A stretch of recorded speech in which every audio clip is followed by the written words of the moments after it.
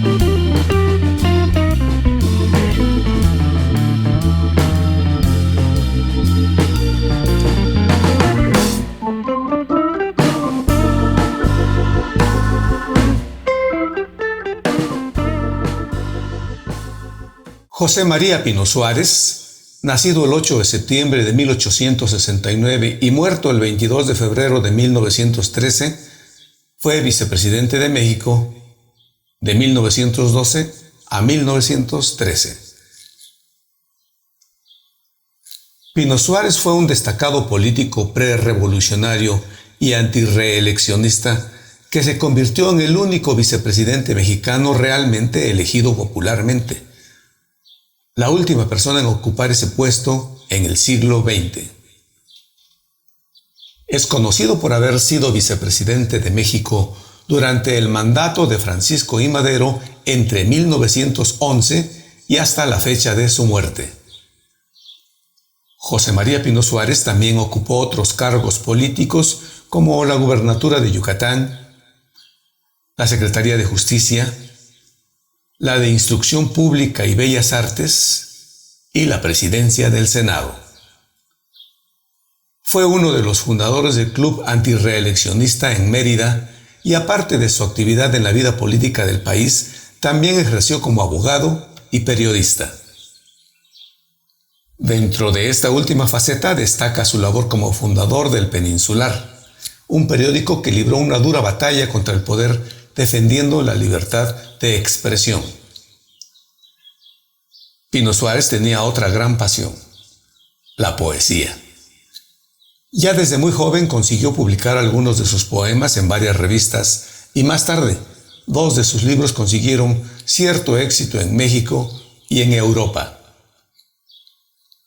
Fue el éxito en esos negocios lo que le permitió reunir el dinero suficiente para comprar una imprenta y fundar su propio periódico en 1904.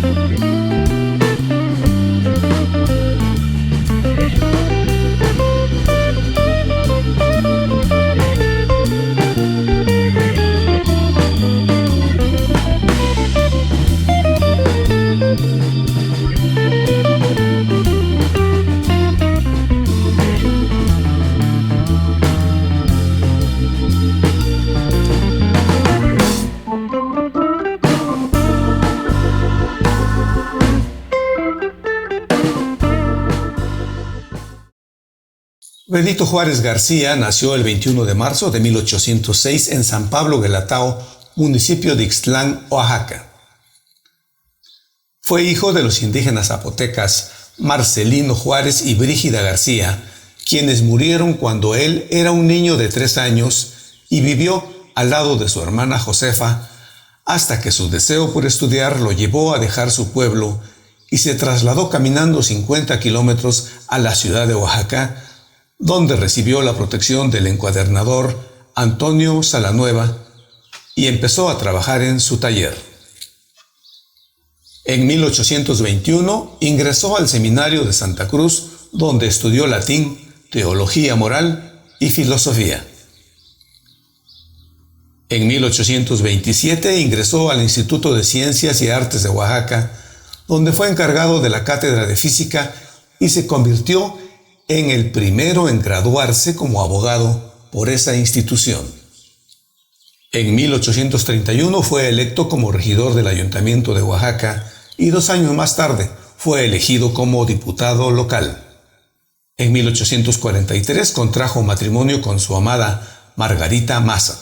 Un año después fue nombrado secretario de gobierno en el gabinete del gobernador de Oaxaca, el general Antonio de León, pero renunció a su puesto cuando se intentó apresar a quienes se negaban a pagar el diezmo a la iglesia.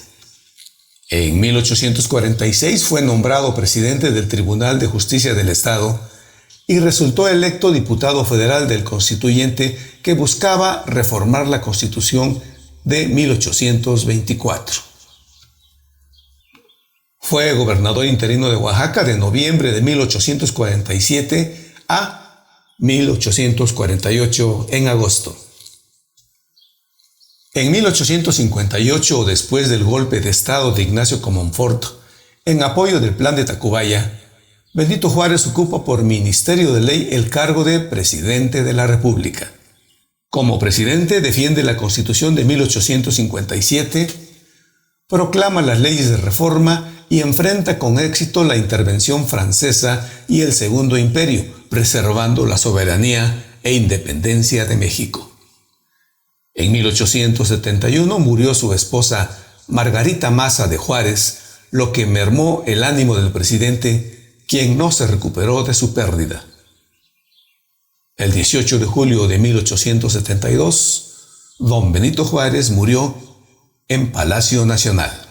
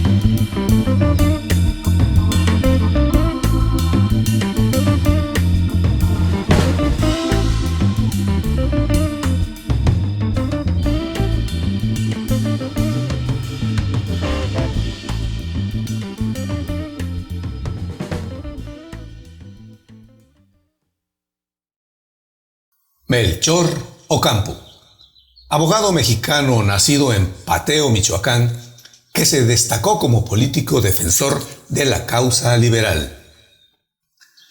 Trabajó con el grupo que apoyaba a Benito Juárez y participó directamente en la elaboración de las famosas leyes de reforma.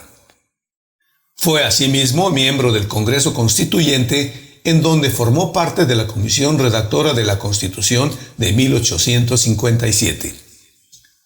Melchor Ocampo estudió Derecho en la Universidad de la Ciudad de México, dedicándose también al estudio de la botánica, la química y las ciencias naturales. Viajó por Europa durante 1840 y a su vuelta inició su carrera política. En 1846 fue nombrado gobernador de Michoacán y desde ese puesto se rebeló contra el Tratado de Guadalupe Hidalgo, por el que se cedían a Estados Unidos los territorios de Texas, Nuevo México, Alta California y parte de Tamaulipas. Desterrado por Santa Anna en Nueva Orleans, conoció ahí a Benito Juárez y a otros liberales. Y cuando Juárez ocupó la presidencia tras el golpe de Estado de Ignacio Comonfort, a Ocampo le fue asignada la Secretaría de Gobernación y también fue presidente del Congreso Liberal del Grupo Radical. Fue una de las figuras clave de la reforma y redactó algunas de las leyes de reforma. En 1861 comunicó a Juárez su deseo de retirarse, pero cuando se hallaba en Popoca, un grupo al mando del español Lindoro Cajiga lo detuvo y lo trasladó a Tepeji, donde fue fusilado en 1861.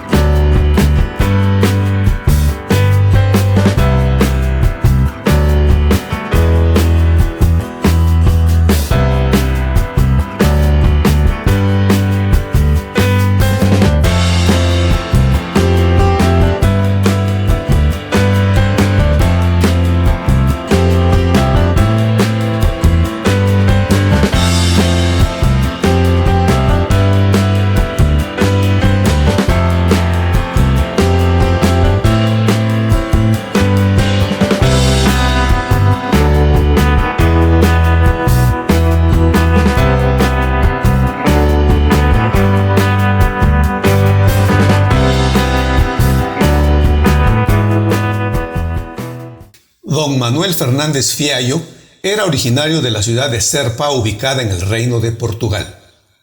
Sus padres, Francisco Fernández Fiallo y Mari Boraya, eran terratenientes ricos que adquirieron títulos de nobleza en Portugal. Manuel alcanzó el rango de capitán en el ejército de la corona, en cuyo servicio fue capturado por sarracenos y pasó un tiempo en prisión en el norte de África, donde brindó orientación y apoyo moral a otros prisioneros. En 1665, Fiallo llegó a Oaxaca, donde invirtió en el floreciente comercio de la cochinilla y aumentó enormemente su fortuna. No ajeno al sufrimiento, fue golpeado por la pobreza en el Valle de Oaxaca y se comprometió a brindar apoyo y sustento a los huérfanos indigentes de la región. En la ciudad de Oaxaca, la Antequera, como se le conocía entonces, apoyó la construcción de mercados públicos y graneros, talleres comunales e incluso mejoró las instalaciones penitenciarias, así como la reconstrucción del Palacio Municipal. Un hombre profundamente religioso, también participó en numerosas actividades de caridad a través de la Iglesia Católica, especialmente en la financiación de la construcción de varias iglesias importantes de la ciudad, incluyendo San Agustín, La Merced, el primer templo de San Francisco, el convento de El Carmen y el Belém Hospital, así como la iglesia de San Juan de Dios. A pesar de su gran riqueza y propiedad, Fiallo vivió modestamente, evitando lujos y gastos excesivos. Se vistió sin ostentación y se dice que durante más de 30 años durmió en una cama de cuero de vaca en bruto con un tronco para almohada. Vivió en una modesta casa en la 8ª calle de Hidalgo y falleció el 28 de mayo de 1708. Con la muerte de don Manuel, los pobres e indígenas de la ciudad y el valle de Oaxaca perdieron un gran benefactor, muchos de los cuales participaron en su funeral en la iglesia jesuita de la Compañía, donde fue enterrado su cuerpo.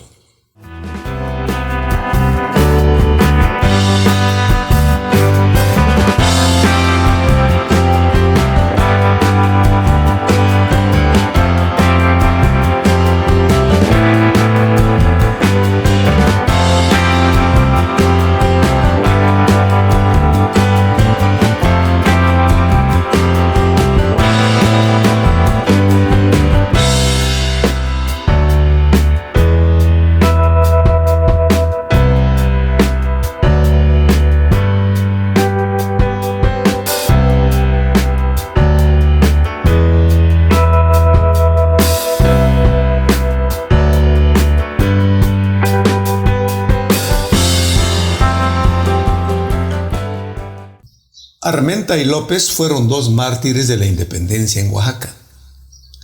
En aquel tiempo, contra los insurgentes en Oaxaca, se ensañaba fieramente el obispo de Antequera, Antonio Vergosa y Jordán, para muchos historiadores, el más cruel de los prelados que ha existido en la historia de esta entidad. Dos jóvenes llegaron a la ciudad de Antequera fingiéndose comerciantes de yesca, Miguel López de Lima y José María Armenta, quienes fueron los primeros mártires de la independencia en Oaxaca, según refiere Guillermo Rangel, director de la Biblioteca Pública del Estado. Don Carlos María de Bustamante refiere que el 23 de octubre de 1810, don Miguel Hidalgo dio a López de Lima el rango de coronel y la encomienda de iniciar la rebelión en la provincia sureña de Antequera. Su segundo al mando era José María Armenta. Al llegar estos a lo que hoy es la capital, las autoridades locales los apresan y los liberan en noviembre siguiente. Sin embargo, ambos pensaron que el intendente José María Lazo Nacarino, por ser criollo, podría simpatizar con el movimiento, por lo que le confiaron la verdadera intención de su presencia y mostraron un documento de Hidalgo que llevaban oculto en los zapatos. Esto provocó que los descubrieran y de nueva cuenta fueran detenidos. Fueron encarcelados en el convento de Santo Domingo de Guzmán para luego ser enviados a la Real Sala de Crimen, que les negó el indulto y los condenó a la horca, sentencia que se consumó el 31 de diciembre de 1810 en las canteras de Jalatlaco, tras un acto solemne. Los cuerpos de Armenta y López fueron descuartizados y sus cabezas colocadas en el camino a Etla.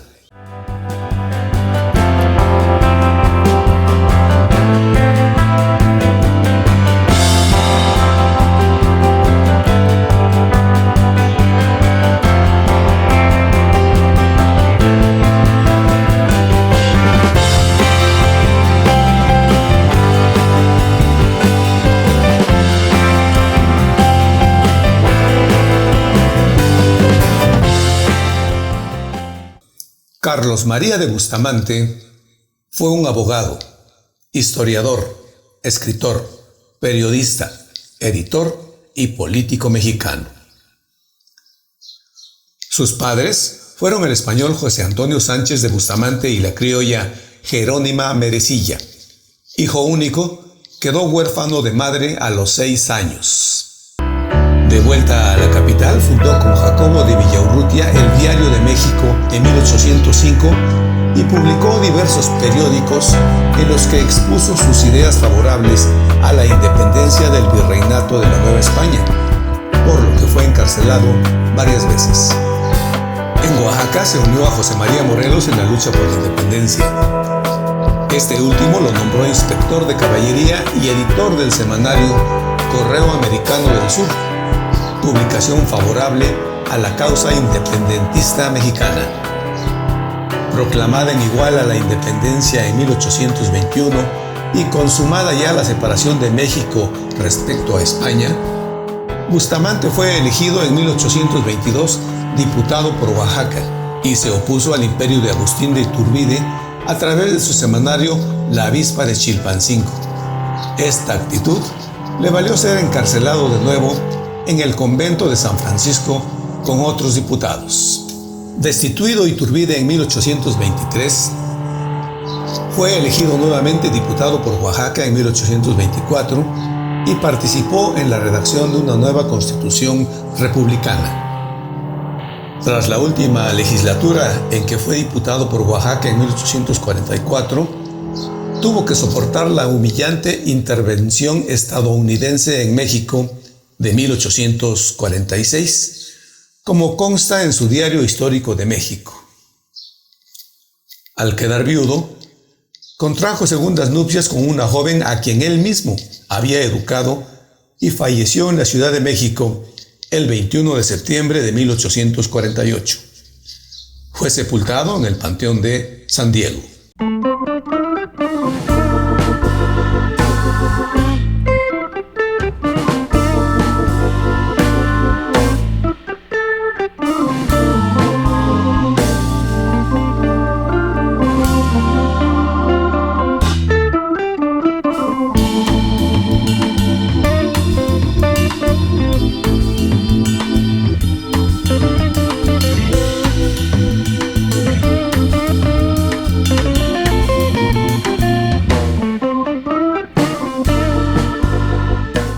Llegamos al zócalo de nuestra ciudad de Oaxaca y, obedeciendo las instrucciones del gobernador Alejandro Murat de mantener sana distancia y tener actividades solo indispensables, no grabamos video ya que está cerrado el acceso al centro de la ciudad.